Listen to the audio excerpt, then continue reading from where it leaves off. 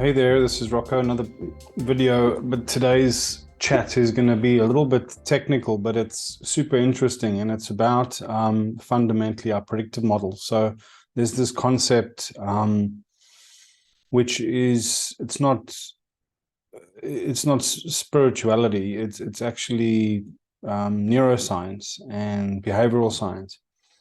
And how it works is human beings, when they arrive as babies into the world, they don't arrive with any vault of knowledge or wisdom or deep understanding, despite anything that people like to talk about.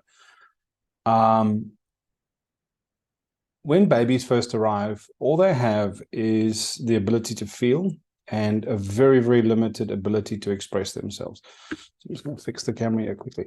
So the ability to feel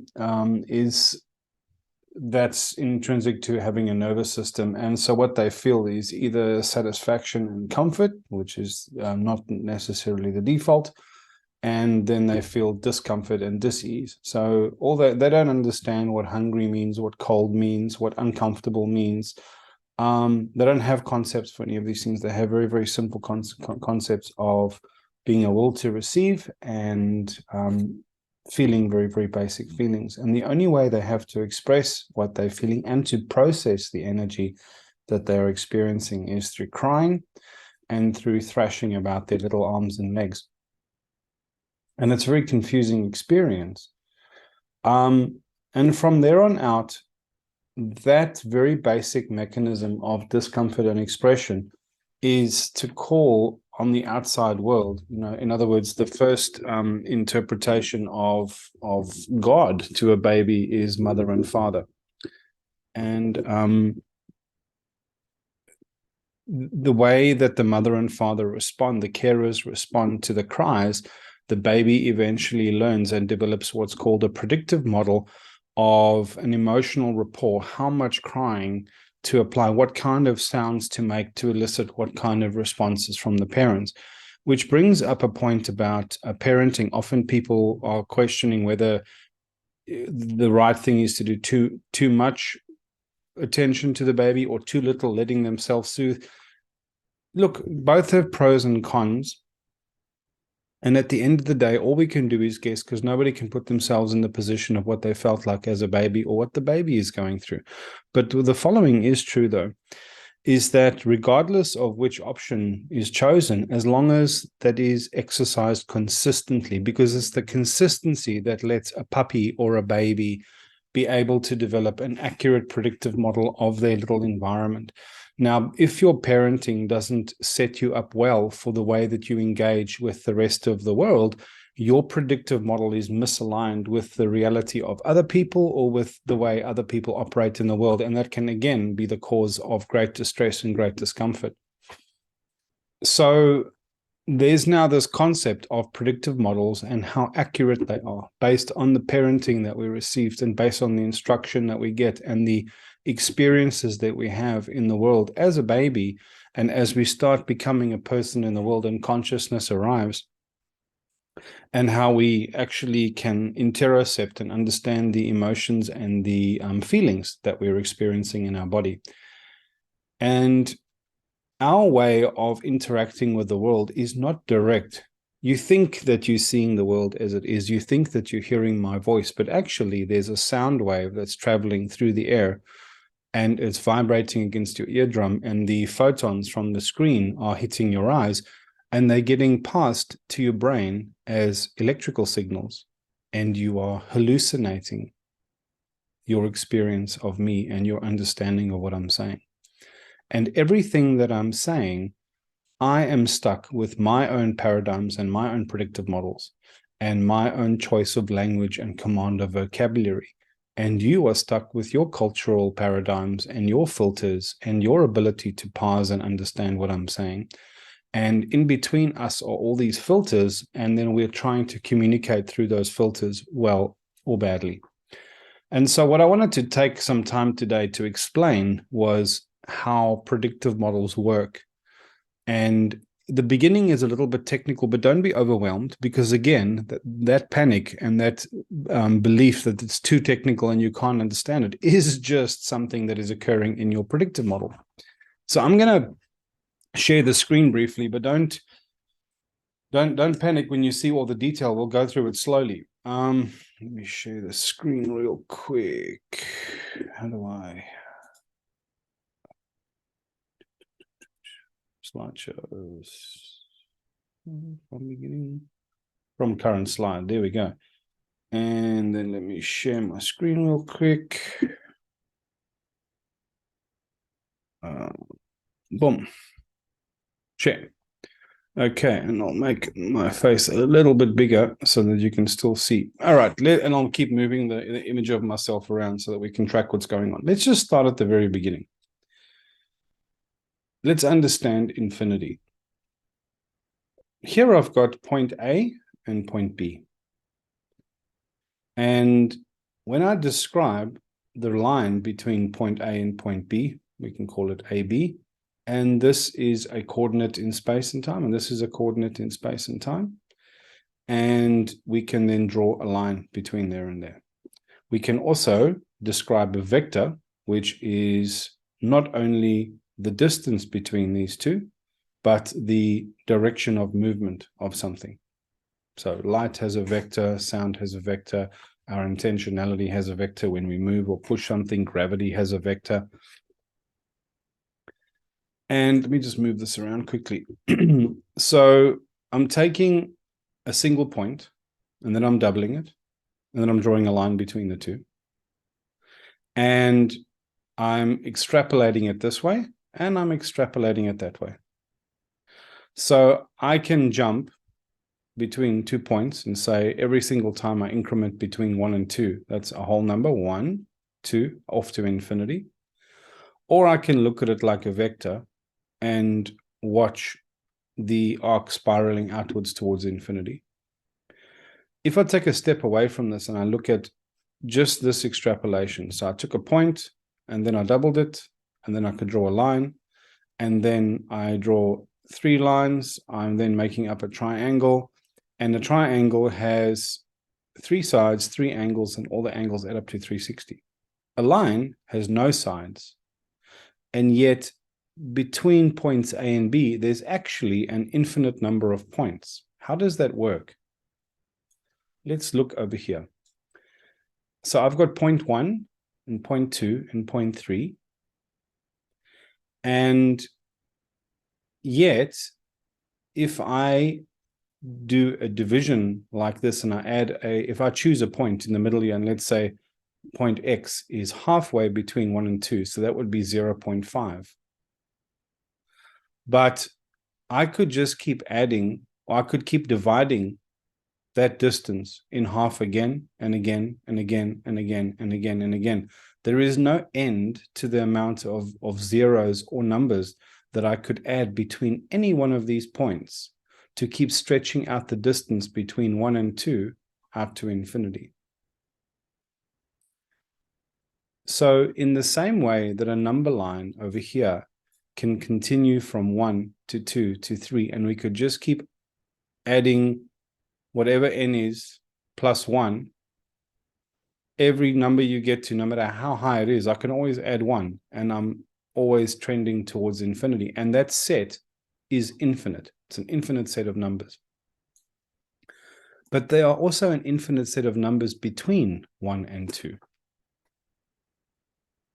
And between 2 and 3, etc. And then there's also an infinite set of these strange numbers like pi and a half divided by something else.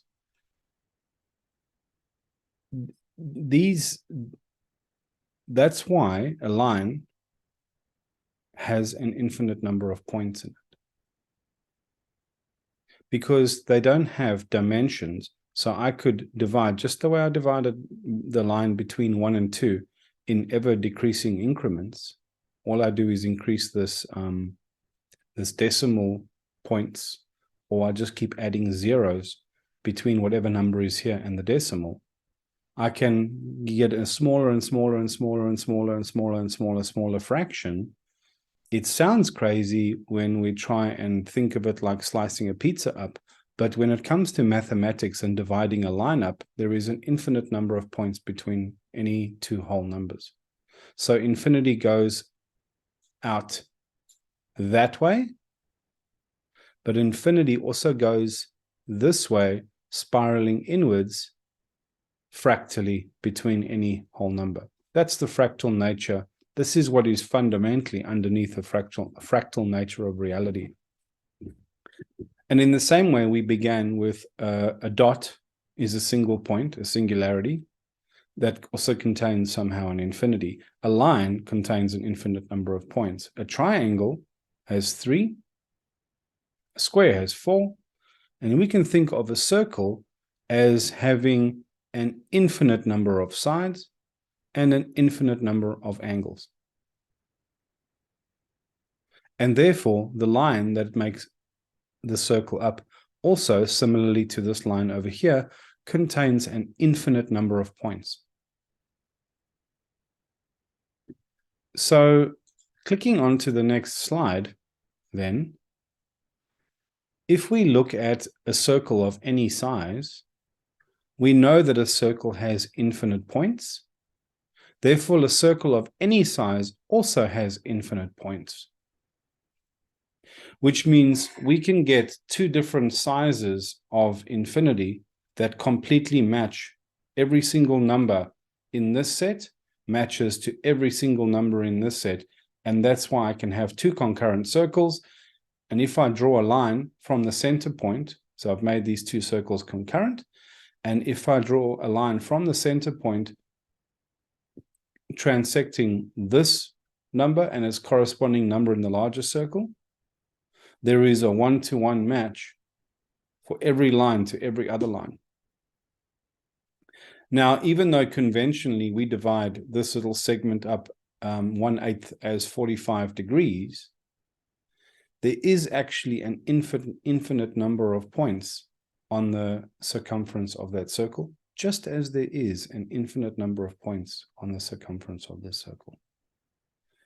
Now, this is where things get a little bit squirrely, because what we're then saying is, regardless of the size of the circle, they have a relationship to each other, provided they are concentric. Now, this is where we get back to our idea of alignment with reality and our predictive models. Let's say that our predictive model is this little circle in the middle, and fundamental reality, the thing that we're trying to understand and make contact with, and the thing that when we fail to understand and make contact with it, we interpret that as surprise or alarm, and if it's extreme, we experience it as shock and recall it later as trauma. That is where somebody expects to pick up a glass or climb up a step and you miss the step, or you expect to park your car and you didn't think there was a pole there and you crash into the pole, or you're having a conversation with someone and you're expecting a certain quality of response back from them, and a completely different quality of response comes back that floors you emotionally or psychologically. That is when our predictive model somehow didn't have all the data, all the alignment of all the data points between our predictive model in our head, this map that we've drawn of how the world works and how everything should be, including our understanding of other people. If that is misaligned with what actually is, if it's a positive experience, we experience that as delight and surprise. If it's negative, we experience it as negative surprise or even shock. And this is a diagram, just like our 2 concentric circles over there, where every single point of reference that we hold in our predictive model has a corresponding point of reference in reality that it should correspond to. The problem is, in our predictive model, we expect there to be a 1-to-1 correspondence of everything. However, sometimes we get selective alignment based on our childhoods, based on our educations, based on the social constructs or the social dynamics or the influence of pop culture or the societal influences that we grew up in. People don't, in one respect, the religion that you grew up in and the language that you grew up speaking was just a roll of the dice. Somebody growing up in a different country has a whole different set of base values and heuristics and paradigm about what is right or wrong, or what the afterlife might look like, or what constitutes morality in a good life. And that's based on the predictive model that they inherit. And our predictive models are not selected, they're not perfectly aligned with reality. They are often selectively aligned. And this is where it really gets squirrely over here. So what I've got is 3 circles. The first one is our little predictive model, our understanding of the world. And the outer blue circle is the fundamental reality that we're trying to align with, or we think we're aligned with. And here is our cultural model that we inherit. This could be a political model. It could be an ideological model like communism or far-right politics in America, whatever it is. We think we are completely concentric with actual reality, but all we are concentric with is our cultural model that we inherited. And if the cultural moral model that we're aligning to is actually misaligned from reality, this is how you can get the situation where 2 people in left and right politics, or 2 people in an argument, are witnessing the same event and both having completely different experiences and completely different takeaways from that. Because as you can see, there are points here. This point is aligned to what somebody else is insisting is the truth of the world, where the truth of the world is actually somewhere over here. And you can see the effect of that misalignment. And you can see complete disconnection where we don't have actually a tether of reference to actual reality. This is why people have strange experiences on psychedelics, because their predictive models and what they understand they're about to encounter or experience has been informed by Reddit trip reports and half listening to Terence McKenna and nonsense like that. This is the explanation fundamentally of what is happening in our world at the moment. We have different people with, imagine this brown circle superimposed thousands upon thousands of times, and these gray circles superimposed thousands and thousands of times, and yet there's only one fundamental reality. Only one fundamental reality. And what we are calling facts about the world are in fact fractal facets of the truth, and we are looking at them from a skewed perspective. The reason that I advocate understanding what critical thinking is and what logical fallacies are, and advocating discernment and consciousness and understanding and reason, is precisely because of this. Because whatever you're doing in your life to manage your discomfort, to address psychological self-repair, manage anxiety, depression, languishing under a sense of meaninglessness, all of this is made infinitely more complicated if you have a latent sense of distortion or misalignment between your predictive model and the actual fundamental reality. And if you are holding on to anything from an emotional perspective, that means you are resistant to observing what actually is and making life more complicated for yourself than it needs to be. Anyway, I thought I would quickly leave it there. I think that is enough. Let me stop sharing. And yeah, that's pretty much the end of this little section. This is part of a lecture series that I'm putting together on understanding archetypes. And I will keep delivering little modules like this and dropping them into the YouTube channel and see if anybody gets any value out of this. So if you've got any questions, make a comment under this video. Like it, share it, please subscribe. I need all the support I can get. I can't just keep speaking into an empty void. It's not helping.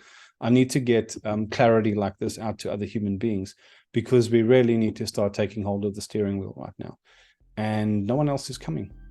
So if you've got any questions, pop them in the comments, like, subscribe, notify, select the notification so you get notified when new videos come up. And I'm just going to keep doing this and you keep doing that, and let's see if we can make magic happen. Until next time, take care.